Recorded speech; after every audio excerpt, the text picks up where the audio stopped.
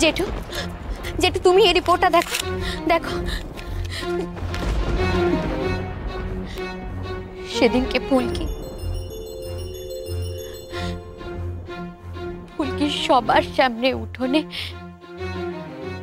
এই রিপোর্টটাই তোমাদের সকলকে দেখাতে চেয়েছি।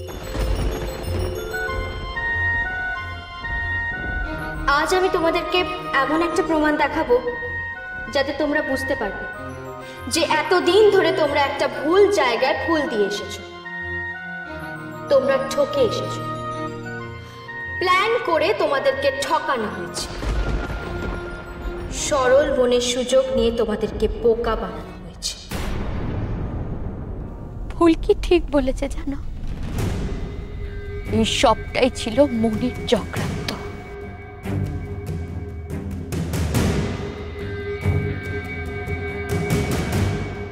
মনি আমাকে ঝিলিক সাজিয়ে এই বাড়িতে পাঠিয়েছিল।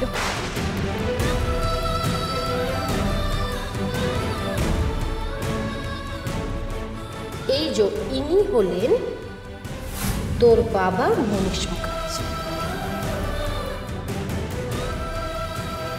তাহলে ইনি কে? আমার মা প্রতিমা মুখার্জি। তাহলে তোর বাবার নাম কি? মনীষ মুখার্জি। বাহ, এই তো অখিল সব মনে করতে পারছে। নিজের নার্সিং হোমকে ব্যবহার করে একটা জাল ডিএনএ রিপোর্ট বানিয়ে তোমাদের হাতে তুলে দিয়েছে।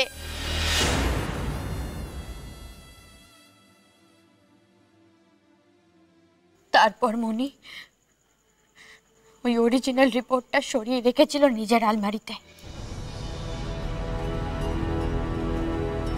আমি মনিকে বাধ্য করেছি সেই অরিজিনাল রিপোর্টটা আমার হাতে তুলে দিতে। আমি যে কেউ নই ঠাম্মা,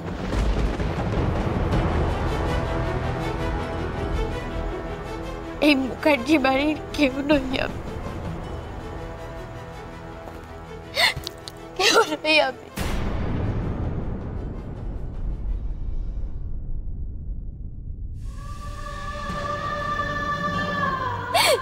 কেউ নই আমি এই মুখার্জি বাড়ি, কেউ।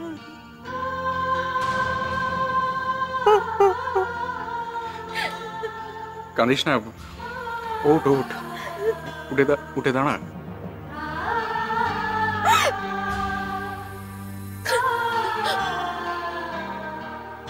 না জেনে না বুঝে কত বড় অন্যায় করেছো তোমরা ওর সঙ্গে।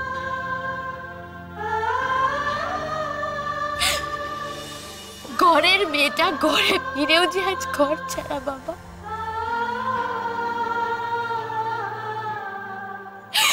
না জানিও এখন কোথায় আছে, কিভাবে আছে।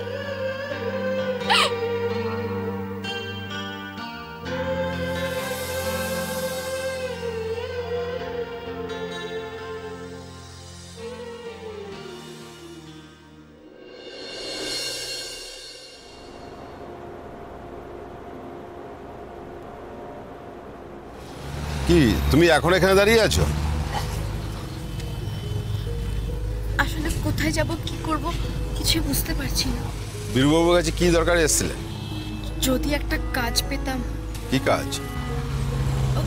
যে কোনো কাজ হলেই হবে। আমি হোমের সব কাজ করতে পারি, আমাকে একটা কাজ দিন না, আমি সব কাজ করতে পারি হোমে। কাজ কি হাতের মোয়া? চাইলেই পাওয়া যায়। আসো তো এখন। কি ব্যাপার, কি হয়েছে? দেখুন না কোথা থেকে উড়ে এসছে, এখানে কাজ চাইছে। আচ্ছা ঠিক আছে, আমি ওকে চিনি, আমি দেখছি। এসো।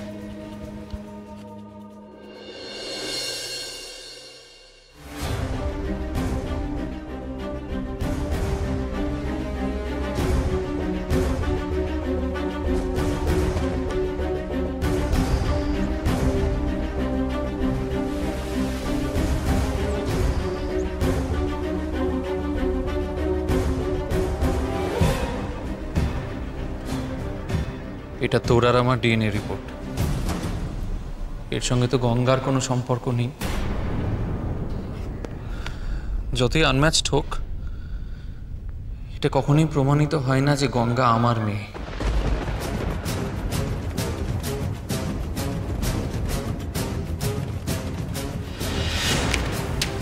এই বাড়ির পরি। জানি বাবা, এই রিপোর্টটা শুধু একটা জিনিসই প্রমাণ করে, আমি তোমাদের মেয়ে নই।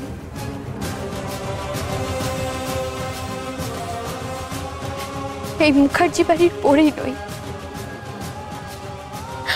আমি তোমাদের এই রিপোর্টটা দেখিয়েছি একটাই কারণ,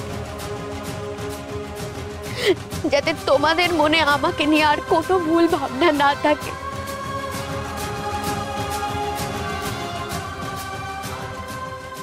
আমি বলছি বাবা, ওই গঙ্গাই তোমাদের পরি। হ্যাঁ বাবা,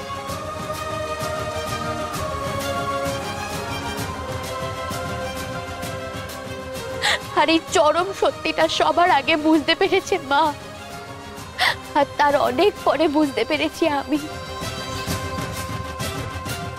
তাই এখন আমি, মা, দাদু এই একটা কথাই বিশ্বাস করি, পরীকে নিয়ে তোমাদের মনের সমস্ত সন্দেহ, সমস্ত অবিশ্বাস দূর করতে পারে একমাত্র মনি। কিন্তু মনি যে এই মুহূর্তে কিছু বলার মতো অবস্থায় নেই বাবা। ঠাকুরের কাছে প্রার্থনা করি মনি যেন খুব তাড়াতাড়ি সুস্থ হয়ে যায়, তখনই তুমি তোমার সমস্ত প্রশ্নের উত্তর, তোমাদের সকলের সব প্রশ্নের উত্তর মনির কাছ থেকে পেয়ে যাবে, সব। কিন্তু বাবা, তার আগে তো আমাদের পরীকে খুঁজে বের করতে হবে, তাই না বলো? পরীকে, নইলে যে আমি মাকে। দীপু কাকা, তাড়াতাড়ি চলো দীপু কাকা, আমাদের এক্ষুনি পরীকে খুঁজে বের করতে হবে, তাড়াতাড়ি চলো। না,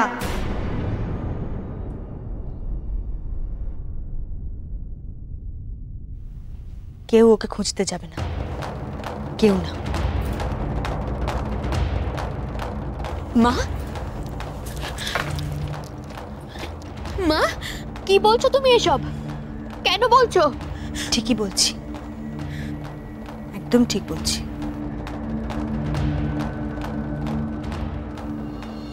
এই বাড়ির সবার ওকে মেনে নেওয়ার কোথায় আপত্তি ছিল সেটা আমি এখন বুঝতে পেরেছি। আমার পরি আমায় বুঝিয়ে দিয়েছে, হ্যাঁ ও তো ঠিকই বলেছে, ও এখন এই মুখার্জি বাড়ির যোগ্য নয়।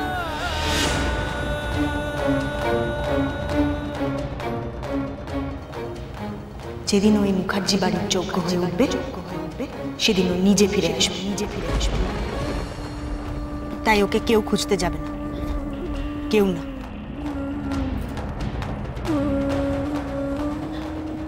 কিন্তু মা, ও একা একটা মেয়ে, এভাবে কোথায় থাকবে না থাকবে, কি করছে না করছে? কেন? এতদিন তো এই বাড়ির বাইরেই ছিল, একা। এতদিন ওকে কে রক্ষা করেছিল? সেই রক্ষা করবে। মা, মা ও ও যে কোনো সময় যে কোনো বিপদ হতে পারে, তোমার কোনো ধারণা আছে? জানি, খুব ভালো করে জানি। আর আমি এটাও জানি আমার পরীকে নিয়ে সেভাবে ভয় পাওয়ার কিচ্ছু নেই। আমার পরী জানে কিভাবে নিজের সম্মান রক্ষা করতে হয়। আর ও তো শুধু নিজের সম্মান রক্ষা করেনি, ও আরো অনেকগুলো মেয়েকে রক্ষা করেছে। আমার পরী সব পারে, ও নিজেই মা দুর্গা।